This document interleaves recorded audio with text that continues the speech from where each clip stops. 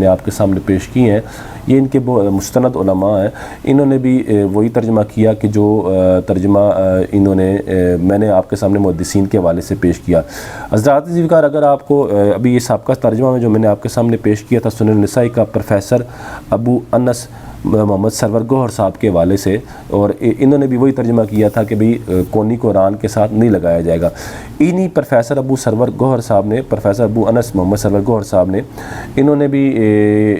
مشکات کا بھی ترجمہ کیا، مشکات کا۔ تو یہ جو مشکات کا ترجمہ ہے حضرات ذوالفقار، یہ مشکات المصابیح ہے، یہ آپ کو دکھائی دے رہی ہوگی، مکتبہ اسلامیہ سے چھپی ہے یہ مشکات المصابیح۔ یہ خطیب تبریزی کی یہ کتاب تھی مشکات، اس کا بھی ترجمہ حضرات ذوالفقار ابو انس محمد سرور گوہر صاحب نے کیا ہے، اور نظر ثانی اس پر شیخ الحدیث ابو محمد حافظ عبدالستار حماد صاحب نے کی ہے، اور تحقیق و تخریج اس کی حافظ زبیر لزئی صاحب نے کی ہے۔ یہ وہی حافظ زبیر لزئی صاحب جو جنہوں نے جن کی کتاب، جن کا ترجمہ میں آپ کے سامنے بیان کروں کہ انہوں نے اس ترجمے میں کونی کو رکھنے کا کہا ہے، یا انہوں نے ترجمہ نہیں کیا، یا انہوں نے صرف ان احادیث پر حکم لگایا ہے۔ اب میں آپ کے سامنے یہ جو حافظ ابو انس محمد سرور گوہر صاحب ہے، پروفیسر صاحب جو ہیں، انہوں نے جو ترجمہ کیا یہاں بھی اس حدیث پاک کا، یہاں بھی حدیث پاک آئی، تو یہاں یہ اس حدیث کا ترجمہ وہی ابو داؤد اور دارمی کے حوالے سے صاحب خطیب تبریزی نے اس حدیث پاک کو ذکر کیا، حضرت وائل بن حجر کی حدیث پاک کو، ثم جلسا ففترشا رجل الیسرا ووضع ید الیسرا علی فخذ الیسرا ومد مرفق الیمنی علی فخذ الیمنی۔ تو اب یہ اس کا ترجمہ کرتے ہوئے لکھتے ہیں، وائل بن حجر رسول اللہ صلی اللہ علیہ وسلم سے روایت کرتے ہیں، انہوں نے بیان کیا، پھر آپ صلی اللہ علیہ وسلم تشہد کے لیے بیٹھے، آپ نے اپنا بایاں پاؤں بچھایا، بایاں ہاتھ اپنی بائیں ران پر رکھا، دائیں کونی کو دائیں ران سے اٹھا کر رکھا، دائیں کونی کو دائیں ران سے اٹھا کر رکھا۔ حضرات ذوالفقار، یہاں ان جو الفاظ آئے ہیں، یہاں حدہ کے الفاظ تو نہیں، یہاں مدہ کے الفاظ ہیں، اور میں آپ کے سامنے سابقہ ویڈیو میں یہ تشریح وضاحت کر چکا ہوں کہ جس طرح حدہ کے الفاظ آئے ہیں اور حدہ فعل ہے یا حدہ اسم ہے، محدثین نے اس پر وضاحت کی، اسی طرح محدثین نے یہ بھی بتایا ہے کہ حدہ کی جگہ مدہ بھی اس کو پڑھا گیا ہے، اور مدہ کا بھی محدثین نے اس کی وضاحت کی تھی اپنی شروحات میں، اور وہ میں آپ کے سامنے پڑھ چکا ہوں۔ اب یہاں بھی انہوں نے جو مدہ کا ترجمہ کیا وہ یہی ہے کہ کونی کو ران سے الگ رکھا، تو حدہ کا بھی انہوں نے سنن النسائی میں ترجمہ یہ کیا کونی کو ران سے الگ، اور مدہ کا ویسے ترجمہ یہی بنتا ہے کہ الگ رکھنا۔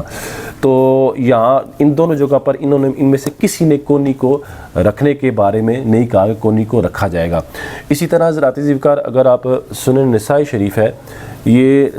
دارالسلام سے چھپی، دارالسلام سے سنن النسائی، اس کا ترجمہ کیا ہے فضیلت الشیخ حافظ محمد امین صاحب نے، اور اس کتاب کی تحقیق و تخریج کی ہے حافظ ابو طاہر زبیر لزئی صاحب نے، یعنی اس کتاب کی بھی تحقیق جو کی ہے وہ حافظ زبیر لزئی صاحب، یعنی جنہوں نے کونی کو رکھنے کا ترجمہ کیا ہے، اور انہوں نے اس کتاب کی حدیثوں پر حکم لگایا کہ حدیث کہاں ہے اور کون سی حدیث صحیح ہے ضعیف ہے، لیکن ترجمہ اس کتاب کا کیا ہے وہ فضیلت الشیخ حافظ محمد امین صاحب نے، اور اس کتاب پر نظر ثانی، تصحیح، تنقیح اور افادات جو بیان کیے وہ حافظ صلاح الدین یوسف صاحب نے کی ہیں، یہ دارالسلام سے چھپی ہے۔ اب حضرات ذوالفقار، یہاں بھی یہ حدیث پاک آئی، وائل بن حجر رضی اللہ تعالیٰ عنہ کی حدیث پاک آئی، اور حدیث نمبر 890 ہے، حدیث نمبر 890۔ اب حضرات ذوالفقار، یہ جو ترجمہ کرنے والے ہیں فضیلت الشیخ حافظ محمد امین صاحب، انہوں نے جب یہ الفاظ آئے ثم قعد وفترش رجلہ الیسرا ووضع کفہ الیسرا علی فخذہ ورکبتہ الیسرا وجعل حد مرفق الایمن علی فخذ الیمنی۔ اب اس عبارت کا ترجمہ کرتے ہوئے یہ لکھتے ہیں حافظ محمد فضیلت الشیخ حافظ محمد امین صاحب، یہ جلد 2 ہے اور صفحہ نمبر 439 ہے، لکھتے ہیں پھر بیٹھے، یعنی رسول اللہ بیٹھے، اور اپنا بایاں پاؤں بچھایا، اور اپنی بائیں ہتھیلی اپنی بائیں ران پر اور گھٹنے پر رکھی، اور اپنی دائیں کونی کا کنارہ اپنی دائیں ران پر رکھا، یعنی انہوں نے ترجمہ کیا کہ اپنی دائیں کونی کا کنارہ اپنی دائیں ران پر رکھا۔ تو حضرات ذوالفقار، جیسے میں نے آپ کے سامنے یہ وضاحت کی تھی کہ دائیں کونی کا کنارہ رسول اللہ صلی اللہ علیہ وسلم نے دائیں ران پر رکھا، جیسے دیگر جو غیر مقلدین علماء تھے انہوں نے ترجمہ کیا کہ دائیں کونی کو دائیں ران سے الگ رکھا۔ اب یہاں انہوں نے ترجمہ کیا کہ دائیں کونی کو دائیں کونی کا کنارہ جو ہے وہ رسول اللہ صلی اللہ علیہ وسلم دائیں ران پر رکھا۔ اور میں آپ کے سامنے کنارہ اس کی بھی وضاحت سابقہ ویڈیو میں بالتفصیل حوالہ جات کے ساتھ کر چکا تھا کہ اس سے محدثین نے کون سا کنارہ مراد لیا ہے، وہ یہ ہتھیلی والا کنارہ مراد لیا ہے۔ حضرات ذوالفقار انہوں نے خود حافظ، یہ فضیلت شیخ حافظ محمد امین صاحب، انہوں نے جس طرح اس کتاب کا ترجمہ کیا ہے، یہاں انہوں نے جس طرح یہ ترجمہ کیا ہے، اسی طرح انہوں نے اس پر فوائد بھی لکھے ہیں۔ اب یہ صفحہ نمبر 440 پر تیسرا فائدہ لکھتے ہوئے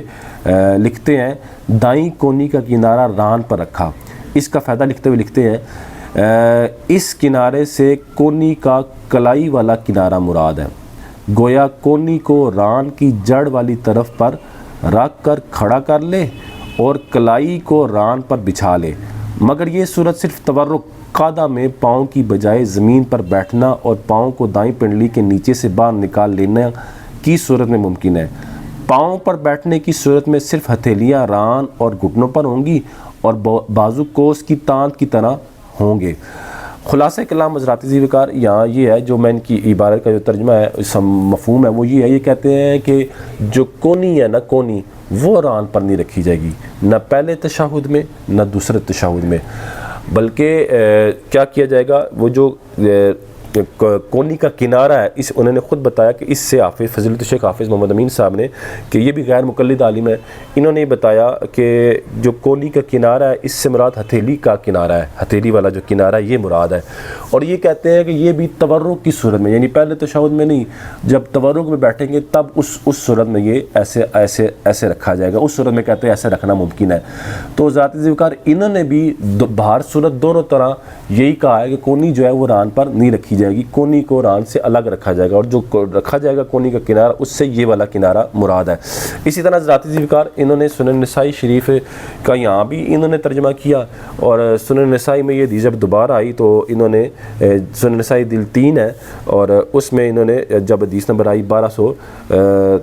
تقریباً 1266 نمبر حدیث پاک آئی، تو انہوں نے وہاں بھی انہوں نے یہی ترجمہ کیا، پھر آپ بیٹھ گئے اور اپنا بایاں پاؤں بچھایا اور اپنا بایاں ہاتھ بائیں ران پر رکھا اور دائیں کونی کا کنارہ اپنی دائیں ران پر رکھا۔ انہوں نے بھی حضرات ذوالفقار یہاں بھی یہی ترجمہ کیا۔ تو حضرات ذوالفقار یہ آپ کے سامنے میں نے غیر مقلد علماء جو تھے ان کے حوالہ جات میں نے آپ کے سامنے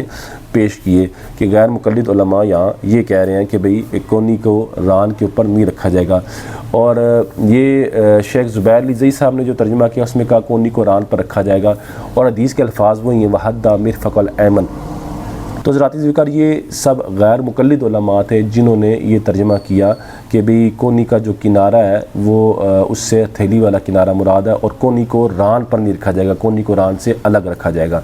حضرات ذوالفقار یہ وہ سب غیر مقلد علماء تھے جنہوں نے جن کے تراجم میں نے آپ کے سامنے پیش کیے۔ ان کے تراجم کا خلاصہ وہی ہے جو میں اپنی سابقہ ویڈیو میں بالتفصیل بیان کر چکا ہوں کہ کونی کو ران کے اوپر نہیں رکھا جائے گا، کونی جو ہے وہ ران کے اوپر نہیں رکھی جائے گی،